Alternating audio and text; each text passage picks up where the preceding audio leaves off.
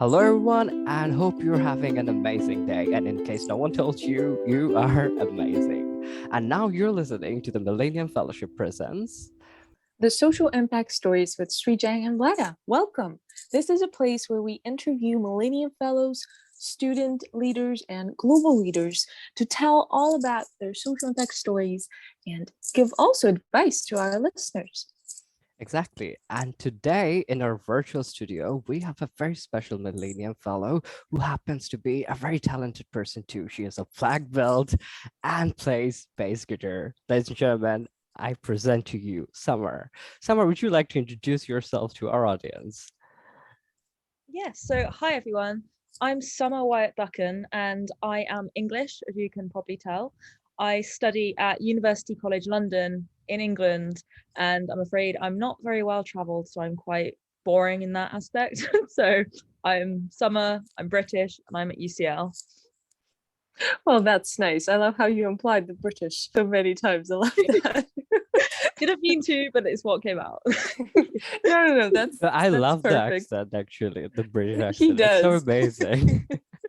he was like, oh, she's British. No, because I was like, let's have Okay, Summer. we don't He's need like, to oh, share where's she this from? here. It's all right. And he was like, I was like, he's he was asking. I was like, oh yeah, she's British actually. He's like, oh nice. We'll have an interesting accent on the show. And I was like, of course. So the fact that you implied British is probably quite amazing too. But I love the thank you tune, so much. actually, the way you guys talk. I try, but I can't. Oh my gosh. Well, I try to do sometimes the British accent just for fun, I guess, because I'm not really like a native speaker or whatever. So this is just a funny little thing I do, trying to make impressions or think of myself that I can. But today, actually, we're talking about social impact, as you said. And thank you so much for introducing yourself so well. And, I loved all of it. And I was wondering, since we're talking here about social impact, can you please tell our listeners on what problem are you working on? What problem are you trying to solve? And if you do, and yes, you are, I'll answer it ahead. How are you doing it? Tell us a little more. So I'm actually working on two projects at the moment, which cover a couple of quite different SDGs. So the first one I'll kind of introduce you to is focused on SDG 12, responsible consumption. And that is where I have developed a high school program to kind of teach British school children in the state schools where there's kind of a lack of sustainable education in the first place on how to hold corporations accountable. And so through this program, it's 6 weeks long and it takes you through kind of the life cycle analysis of a product. And then through that, alongside each like interactive lesson, you then write a review of the products that you have chosen. And so that could be anything that you'd like. It could even be a company as a whole. And you then rate it based on how sustainable you have found it through that life cycle analysis. And you can then have the opportunity to reach out to the company, and sometimes the company actually reaches out to you on how they can improve, or if they can't improve anymore, like what they actually recommend and justify based on what you've written. And another project I'm working on, which is completely different, is with 5 other Millennium Fellows at UCL, and it's called Next Chapter. It's based on SDG 4, ensuring inclusive and equitable quality education. Okay, kind of same there. However, it also goes on to SDG 10, reducing inequality within and among countries. So Next Chapter is based on working with migrant families and refugee children within London and Sicily. So we are working on basically improving English with refugee children through fun in England, but also teaching other school children about the kind of journey that refugees have to make. So they appreciate that and reduce the stigmas around it within Sicily through artwork. But those are the two projects kind of in a nutshell that I'm working on at the moment. Wow, amazing. Both of the projects are really impactful on the way you guys are executing the plan. So we're curious, how did this plan come? How did you guys start doing this project and what are your future plans regarding it? So again, two different answers because two different projects. But the first project I started working on before the fellowship began. And so this was because I study geography and I have a very strong interest in sustainability and production specifically. And through that, I started an internship myself in the second year of uni with a company that works on actually educating college students on sustainable production. Because again, that is something that is missing from, in particular, the British education system, and companies tend to get away with a lot and that they shouldn't get away with, especially with regard to kind of social injustice and carbon emissions. So going through this myself, I was kind of opened to a whole new world that we've kind of been hidden from growing up. And so I thought it would be really good to actually start younger than university level and to try and persuade other students to go into uni with looking at consumption and how to hold corporations accountable before it's too late. Which arguably, are we too late? But I'm hopeful that we're not. We've got a chance. And so that's where that project started. I then basically went, yep, let's just take this to high school. And I went back to the school I came from and just did a pilot study of it. And I'm looking to do it on a wider scale. And then for next chapter,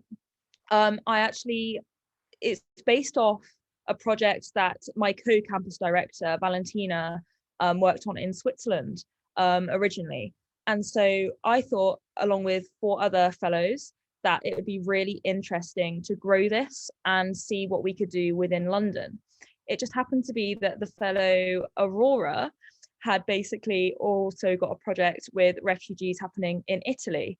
So we sandwiched that all together and basically put all our minds together, as I say, and kind of brainstormed on how we could do this from different angles. And so in the context of we couldn't get to Italy through just conflicts of schedules and COVID at the moment. So we decided to do in-person aspects in London whilst remotely talking to schools in Italy on how they can engage students through artwork. And I guess another aspect of that project was that we're all kind of interested, as I say, in artwork and expression through non-verbal forms, especially as refugee children are learning a new language in most cases. So at UCL, there's a big community of people that support refugees and are trying to raise awareness and reduce the stigma behind the entire process. So we are looking to host an exhibition of a photographer's artwork who actually made the crossing and took photos as he did so. And through that, we look to, again, reduce that stigma and kind of give actual fact rather than assumptions made in the arrival country, and give voices back to those that technically lost their homes. But I guess that's the reasoning behind.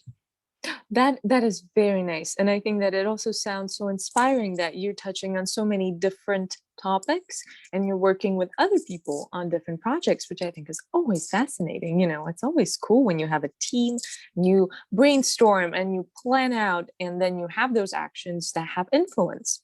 And because you mentioned quite a few projects, and because I think you are quite, knowledgeable when it comes to things like that, I would like to, as always, we ask for our listeners, what advice would you give to those who are thinking of, oh, maybe I should start a project, but I'm not sure where to start? What kind of advice would you give them? My advice would be, firstly, do it. You just do it. Like, you don't know until you try. And I think if with social impact, it's very hard to go wrong when you know what you're trying to achieve. And I think in the circumstance where you would like to do social impact but don't know what to do, speak to other people. Because one thing that the fellowship has taught me is that there's so many people around me, even like on campus as well as around the world, that would like to make a difference. And although I went in with a completely different vision of where I was going to go with my project, I am so happy that I spoke to people right at the start, because we all had the same ideas. And it's something that's really hopeful, is that just talk and you will find a way forward. So I think working together and seeing social impact as a journey with other people is the way to go, because you're not alone and a lot of people would like to make a change. So the biggest thing you can do is start that change and everything will kind of follow. But I think, yeah, just talk to each other and write things down, because it's easier to see what you'd like to do when you write it down and make a plan of action. But my biggest advice, without the kind of schooling in me, is, yeah, talk to people and communicate. That's a very powerful message, actually. And the way you put it in a very simple way, where I mean, I feel a lot of people would be able to connect with that message itself. And we're really glad that you and the people like you are doing such things in our society, in our world. And like the way the global leaders actually addressed in our graduation ceremony itself, that we can and we will do it if we just keep trying. So yeah, that's amazing. And thank you so much, Summer, for being here today. So thank you so much, guys, for listening. I'm pretty sure you enjoyed this episode, and thank you so much, Summer, for coming again. More episodes are coming in, but for now, this is the time when we tell you bye. Bye. And this is Scott. This is Scott. I'm so sorry. I didn't know that you're gonna say bye. No, I didn't know if you were gonna say